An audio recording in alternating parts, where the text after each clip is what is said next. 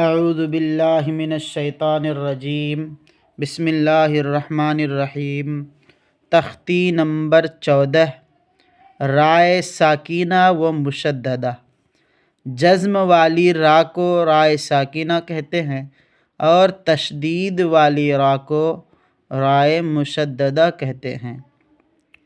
را پر زبر یا پیش ہو تو را پر ہوگی، زیر ہو تو باریک ہوگی۔ رائے ساکینہ یعنی جس را کے اوپر زبر زیر پیش کچھ نہ ہو بلکہ اس پر جزم ہو، تو اس سے پہلے زبر یا پیش ہو تو را پر اور زیر ہو تو رائے ساکینہ باریک ہوگی۔ اب یہاں رائے ساکینہ رائے مشددہ کا قاعدہ ہے کہ را پر اگر زبر یا پیش ہو تو را پر، زیر ہو تو باریک، اور اگر را ساکن ہے جس طریقے سے یہاں ہے تو اس سے پہلے والے میں دیکھا جائے گا کہ زبر ہے یا پیش۔ زبر ہے یا پیش ہے تو را پر اور زیر ہے تو باریک۔ پر را منہ بھر کر ادا ہوگا اور باریک جیسے را کھلا منہ ادا ہوگا۔ اب مشق کس کی ہے؟ ارسلنا، حمزہ را زبر ار، سین لام زبر سل، ارسل، نون الف زبر نا، ارسلنا، را ساکن اس سے پہلے زبر۔ قرآن، را ساکن اس سے پہلے پیش، را پر۔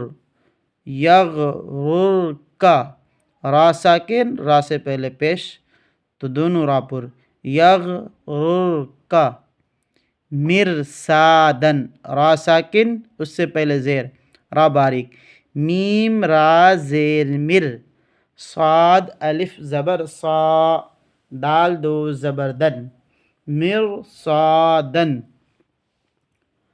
قرطاس، فرقۃ، امرتاب، را ساکن اس سے پہلے ساکن اور اس سے پہلے زیر۔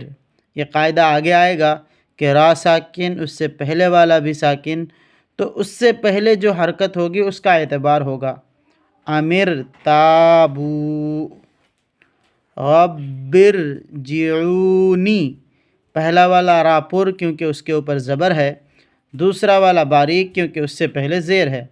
غبر جعونی، مستقر، ففروا، رائے مشددہ پر پیش را پر، رائے مشددہ پر پیش را پر، ففروا۔